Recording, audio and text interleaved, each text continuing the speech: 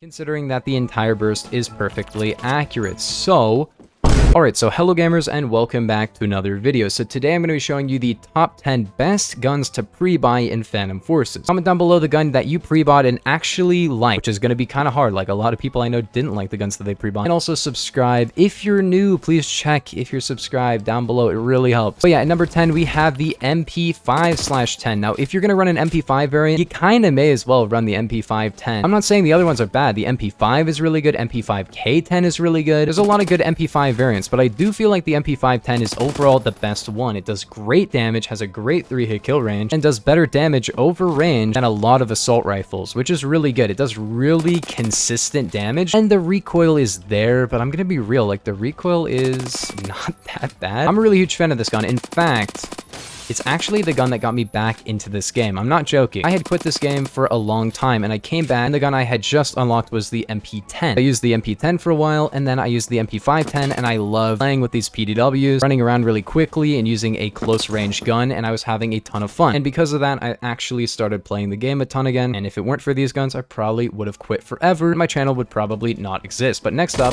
we have the Rama at number 9. This is the highest ranked PDW. It's pretty high rank. However, it's kind of just an upgrade to the P90, the PPSH. Not necessarily in every way, but I do feel like it's better. It has 80 rounds, over 1,000 RPM with the muzzle booster, and I'm using it. And yeah, it's got like recoil, but you can just pull down and it has none. Really great close range gun, not great damage, but because they increased it from 24 to 25, it now feels like it actually does damage, because it does. It's a 4-shot. Sure, a 4-shot isn't as good as the MP5-10, but it's still really good. And with muzzle booster, you have PPSH type time to kill, P90 type time to kill. It's altogether basically just an MP7, a P90, but with 80 bullets. So if you really wanted to, you could just pre-buy this and have basically a direct upgrade and Excenimag to those guns. I love it. It reloads extremely fast for how many bullets it has, and it just basically is like an LMG with good handling and a good reload speed. Great gun. I actually got a 92 and 10 kill game with it. So 9.2 KD, almost 100 kill game. That was before I hit any other 100 kill game. So it was like extremely good and I was super happy. Love the gun now. Went from hating it to really liking it after the bump. Definitely worth a pre-buy. So yeah, check it out.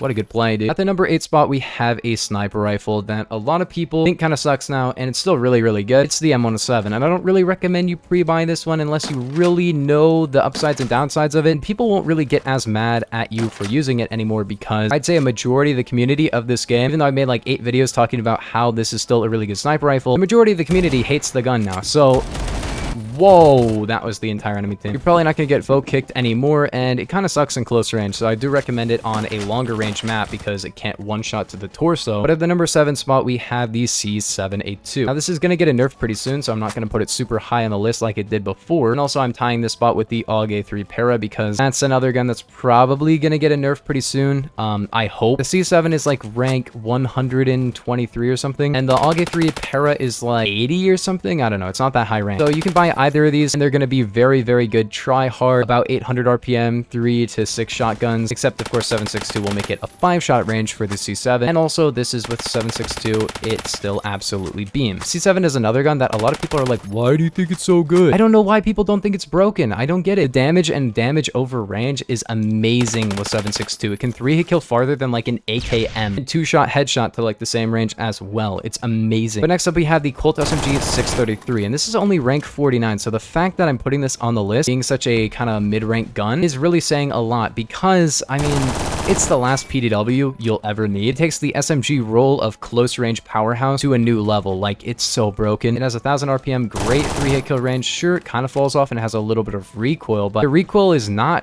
really that bad. I'm not gonna lie. I feel like there's a guy over here.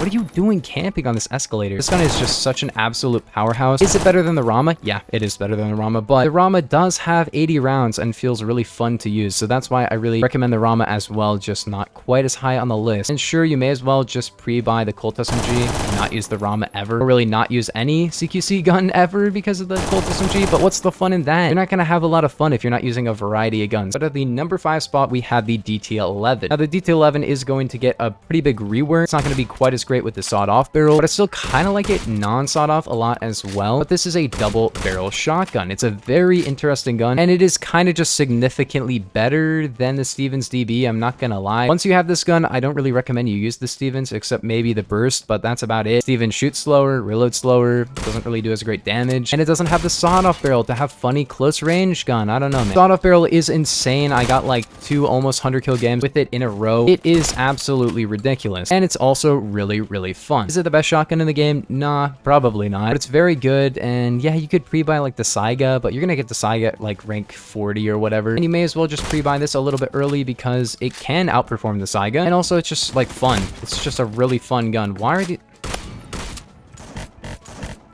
What? That's why I don't use the coil gun with no attachments. But yeah, should have been running this before. It's so good. So yeah, it's not the best gun in the entire game or anything, but it's really fun. 63 and 17, holy, I was popping off. At the number 4 spot, we have a gun that is completely my opinion, and that is the Beowulf TCR. Now, the TCR might not be the best for everybody, but I absolutely love this gun. It's really fun. The 2-shot to the limbs in close range, 2-shot torso at any range, 1-shot headshot to like 120 studs, fires really fast and has really good penetration. It is a semi-auto gun, so you're gonna have to be okay at using semi-auto guns to really go off with this, but this is probably my favorite gun in the entire game at the moment. Hitting 1-shots with this gun is absolutely one of the most fun things that you can ever do in this game. And also the 2-shot to the body makes it pretty decent in close range. Also 1-shots headshots, so you can still just like go for the head and be decent, I guess. Yeah, it's a great gun, I'm not gonna lie. Like, it actually works. The torso damage on it is also insane. It does 91 to the torso in close range and drops to still like 50 at range. And the headshot killing range is really good as well. It's just an overall really, really good gun if you can, you know, use a semi-auto gun. I'm one of the few PF players who probably likes DMRs, and definitely like the only PF YouTuber I know that likes DMRs. All the other ones are kind of just, you know, automatic users, and that's fine. But if you kind of think about it, like, you may as well just use this gun over sniper rifle, because you can 2-shot really easily and you can 1-shot headshot. So if you just hit your headshots, it would actually be better than like literally every sniper in the game. I don't know. It's got cool conversions as well. I don't really